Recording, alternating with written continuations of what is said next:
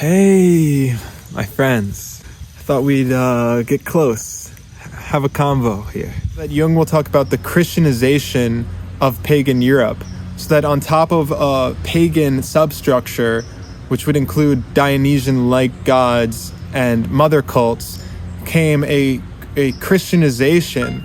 So I recorded that video yesterday, talking about just a brief sort of introduction to my understanding of Jesus as Christ, the symbology, the mythology, and a little bit about the religion, the religious aspect. I want to say that although I have an emphasis in this video on the archetypes and the psychology of the Christ image, the Jesus as Christ image specifically, the archetypes don't diminish the emotional, spiritual impact and subjective experience. In fact, a true understanding of the Jungian perspective still contains the potency, the intensity of what many of you will have had direct experience of. This desire to reconcile the Hebrew Bible with the Christian scriptures, ideology instead of images, is a really strong motif out there. And I just thought I would tell you my views on Christianity, Jesus as Christ, the Christian image of the Redeemer. And also this will segue a bit into who I am and what I'm up to and how a little bit of my story, but not the whole thing. I've always known that I was a Jewish man, and that came up early in my Jungian analysis. I'm Jewish, I have a Jewish identity, and what that means culturally.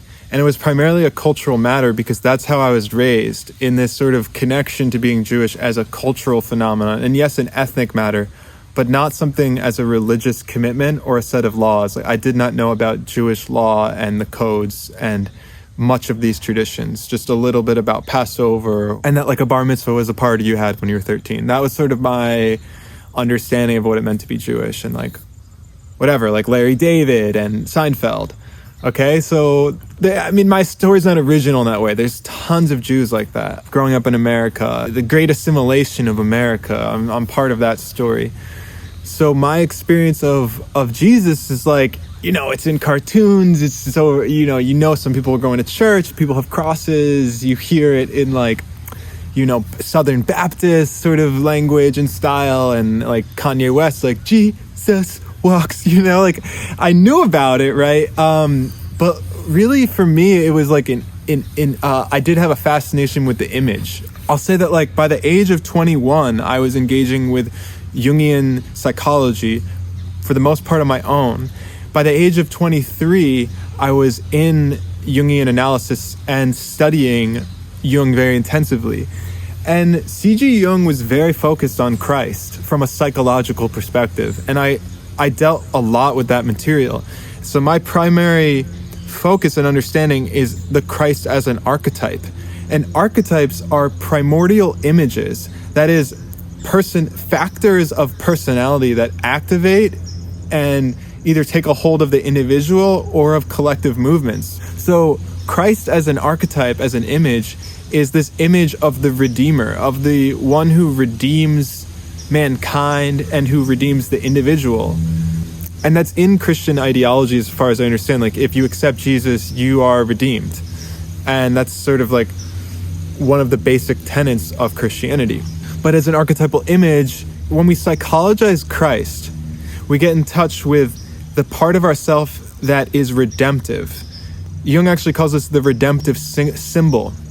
He calls Christ the redemptive symbol in psychological types. So Christ here becomes an image of the self, the with a capital S, the potential that can be incarnated into this life and brought into this world. So additionally, in Jung's work, Aeon, he also speaks about Christ quite a lot. The two concepts of Christ relate very much because in psychological types, he's saying that Christ is an image of the redemptive symbol within the individual, that possibility to be redeemed, to bring new creativity and potential into life.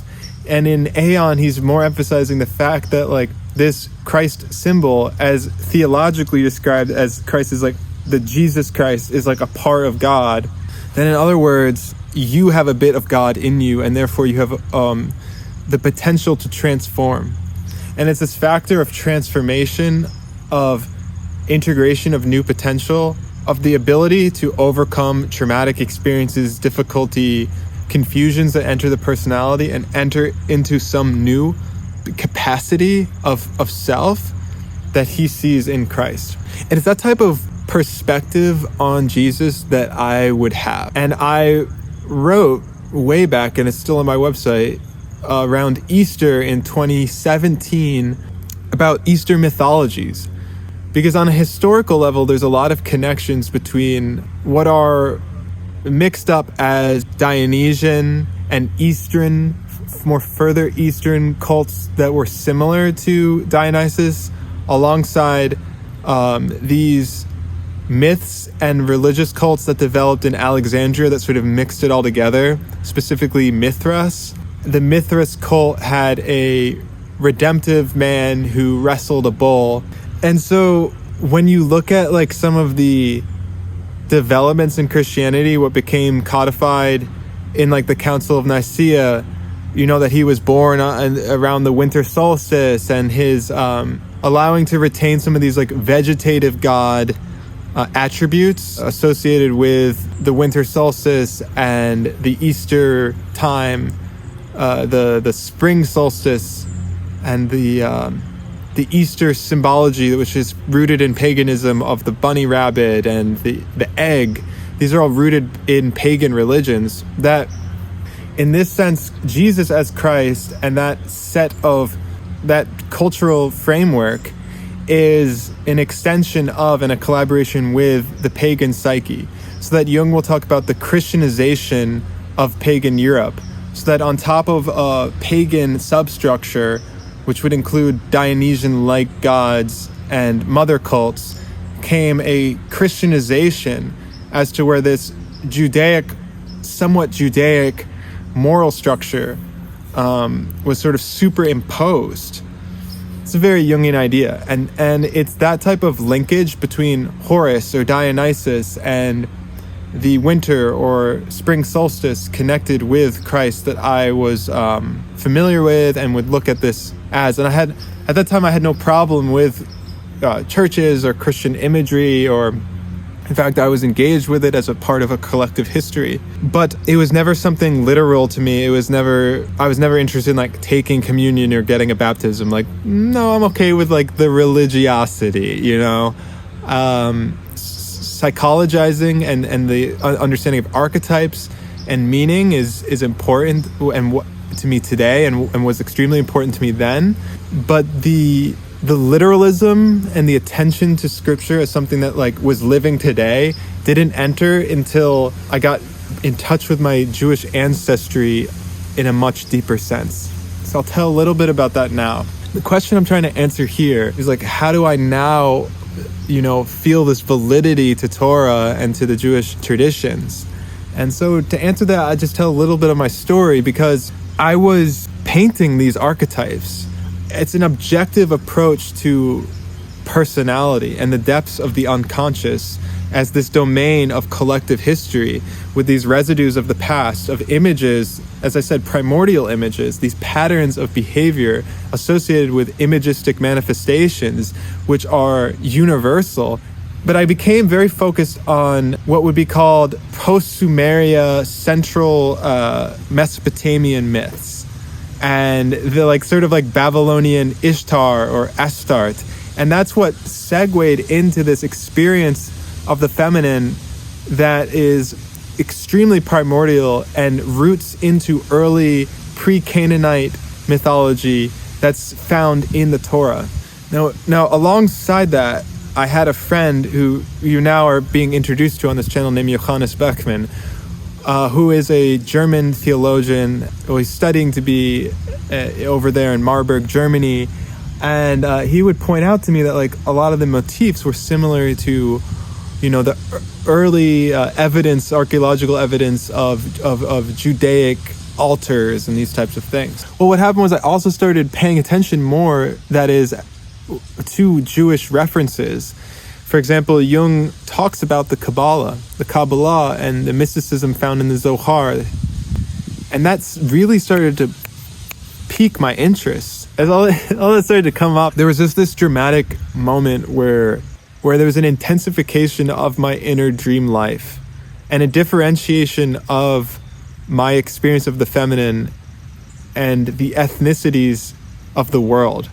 Now, on one level, the ethnicities of the world represented different personality types. The black, African black, dark-skinned black, the Dominican and mixed peoples of Brazil, South American indigenous people, and Central American indigenous people, the French, English, German, Asian, Korean, Chinese, and all sorts of other cultures. And the awareness of them, people from India, and this awareness of their different qualities, all of a sudden made me reflect more on what it meant to be Jewish. And when I started to investigate Jewishness, I discovered a rich tradition that I had not entered my radar earlier. That's the best way to say it, very simply. The traditions that I found of my people, of my ethnic background, were extremely compelling to me. I became so inspired and engaged almost endlessly with this material. And I found that the practices, the very grounded actual demands on my behavior were so healing to me, specifically kosher meat. At the time, I was having a lot of difficulty with digestion, and for many years had, been vegetarian because meat just didn't feel right in my body. And it's a very big struggle for me because I would be too thin and all this stuff. It's very personal, but I'm okay saying it, that kosher meat was just extremely healing. And the first time I wrapped tefillin, which are these boxes with scrolls inside that represent our connection to the transcendent, it just made sense, these practices of mindfulness and intentionality in daily life. And I found a great healing in so many different areas of my life, especially during COVID and during the quarantine time when I was at home, to have these Shabbat dinners with family were just very healing and centering. So for me, beyond any intellectual argument, what's instructed in the Torah and in our traditions surrounding the Torah are just very appropriate, natural, and restorative. So for me, to this day, Jesus as Christ is important symbolically and psychologically and as a cultural, historical phenomenon. But I don't, any more today than I did 5 years ago, have a faith in Jesus as a literal person or as a actual redeemer. I don't have any sense that this person will return from heaven at the end of days. But I do think that it's compelling that there is engagement from people all over the world with Judaic sources and what I would call Bible, Tanakh, the books of Moses, with people who have been influenced by Christendom and the Christianization of so much of the world. Thanks for listening. That's just a little bit on my thoughts on Jesus as Christ and a little bit of my story on how I feel about being Jewish and the validity of the Torah. Subscribe, and definitely for this video, like if you're into this, because that will encourage me to follow up with this, maybe more in depth, pulling out some Jung text or some previous thoughts. And comment below, with anything of your own experience or where you're at with this, or questions that you might have for me to follow up on. Thanks for listening. I'm Samuel Abelo. This is Shema Studios.